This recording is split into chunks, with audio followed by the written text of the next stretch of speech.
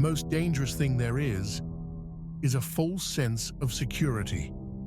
Believing you are safe. Believing the danger is over. Seeing the light in the darkness and thinking, finally. For the 6 men aboard the secret plane, the lights down there in the dark were not salvation. They were a trap. They thought they saw the runway that would lead them home, but the ground they were descending toward was not concrete and asphalt. It was the tops of century-old spruce trees. We are going to a place in the forests of Västergötland where time stopped at 4:30 on an October night in 1944. A place where the ground is saturated with secrets and where death came out of nowhere. Welcome to Anten, just outside Alingsås, the place the dead never left. Let's go back to the night the sky fell. It is October 20th, 1944. World War II is raging across Europe, but here in Sweden, the silence of neutrality prevails. It is a raw, cold night. The fog lies thick over Västergötland, the kind of fog that swallows sound and light, making the world feel small and confined. Above the clouds flies a C-87 Liberator Express, a gigantic machine. It is actually a heavy bomber, but converted for cargo. On the outside, it looks civilian, but the mission is strictly military. It is called Operation Sonnie, a top-secret mission to smuggle Norwegian resistance fighters and Allied pilots out of Sweden, back to the war and on to home. On board are 6 American crew members. They are young. They are tired. They have flown the dangerous route over the North Sea, through German anti-aircraft zones, and now they just have to make a stopover before they are safe. They are desperately searching for Torslanda airfield in Gothenburg. They know they are close. Through a tear in the thick fog, they suddenly see lights, street lamps, rows of lights illuminating the darkness. In their exhausted minds, it is the runway. It is safety. The commander gives the order. They lower the landing gear. They throttle back. The enormous plane, heavy with fuel and metal, begins to sink through the clouds. They brace themselves for the wheels to hit the ground. But what they see is not Torslanda. It is the street lighting of the small town of Alingsås, and the darkness they are descending into is the dense, merciless forest by Lake Anten. The mistake is discovered too late. When the treetops appear in the landing lights, it is already over. There is no time to correct, no time to pray. The crash is violent beyond description. The plane plows a 200-meter-long path through the forest. Wings are torn off. The fuselage snaps like a matchstick. Metal screams as it twists apart against the bedrock. A few hundred meters away lies a small cottage. Ruth Anderson lives there. She doesn't wake from the sound, but from her whole world shaking. The house trembles as if in an earthquake. When she runs to the window, she sees how the night has turned into day. A burning inferno lights up the forest. The roar fades away, and all that remains is the sound of the fire and the rain falling against hot metal. When the Home Guard and locals finally manage to reach the site through the rough terrain, they are met with a sight none of them will ever forget. It is a slaughterhouse. Wreckage is scattered over a massive area. It smells of burnt rubber, aviation fuel, and burnt flesh. 5 of the crew members died instantly in the crash.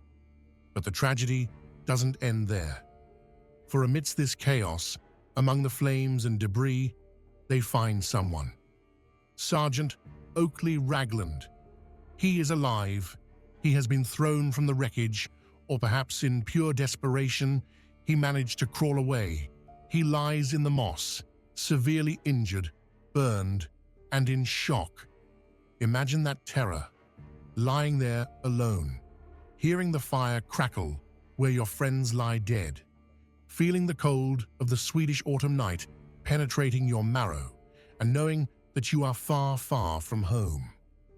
Raglan died shortly after help arrived.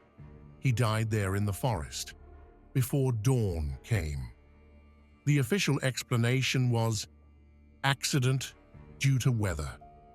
But in the villages around Anten, they have always whispered about another truth, a darker truth. Witnesses have claimed for years that they heard something else that night, just before the crash. Not just engines, but gunfire, the chatter of machine guns. Someone saw tracer fire tearing through the sky. We know that German night fighters often violated Swedish airspace to hunt these very courier planes. Were they shot down? Is that why they went down so low, so fast? And if so, why was it hushed up? Perhaps that was the price of neutrality, letting the truth die with the 6 men in the forest. But some things refuse to die. Some energies are too strong to just disappear into the earth. If you go to the site today, you will find a memorial. One of the plane's propellers is driven into a cairn, rusty, twisted, like a tombstone, erected by nature itself. It is a beautiful place, but it is a place that carries a weight. Many who visit the memorial testify to the same thing. A sudden chill, a feeling of being watched from the trees, that the birds stop singing when you approach the clearing. And then there are those who have seen more than just shadows. Let me tell you about a testimony from a local. We can call him Eric. He is an experienced woodsman, not the type to be scared by the dark. One late autumn evening, when the fog lay thick just like that night in 1944, Eric was out with his dog near the crash site. The dog, a large and fearless German shepherd, suddenly stopped dead on the path. Its hackles rose. It refused to go forward. It just stood there, staring into a grove of birch trees, with a low, threatening growl deep in its chest. Eric turned on his flashlight and shone it toward the trees. At first, he saw nothing, but then he distinguished a shape. There, just a few meters away in the fog, stood a man. He didn't look like a hiker. He wore a thick overall, the kind you see in old black and white photographs, a leather flight suit.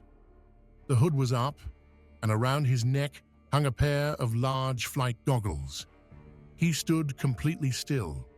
His arms hung limply at his sides, but it was the face that made Eric's blood run cold. The man was pale, unnaturally pale in the flashlight's beam. He didn't look angry. He looked lost. His gaze was empty, black, and filled with a bottomless despair, as if he was looking for something he had lost, as if he didn't know where he was. Eric called out, "Hello?" The figure didn't move a muscle. It just stood there, like a part of the fog. The dog began to howl now, a piercing sound that cut through the silence. Eric blinked, and when he looked again, the man was gone. He didn't dissolve into smoke. He didn't vanish like a ghost in a movie. He was just gone, as if the forest had swallowed him whole again. Was it Oakley Ragland? Is it he who still wanders the forest at Anten? Is he doomed to forever relive that last, lonely hour waiting for rescue?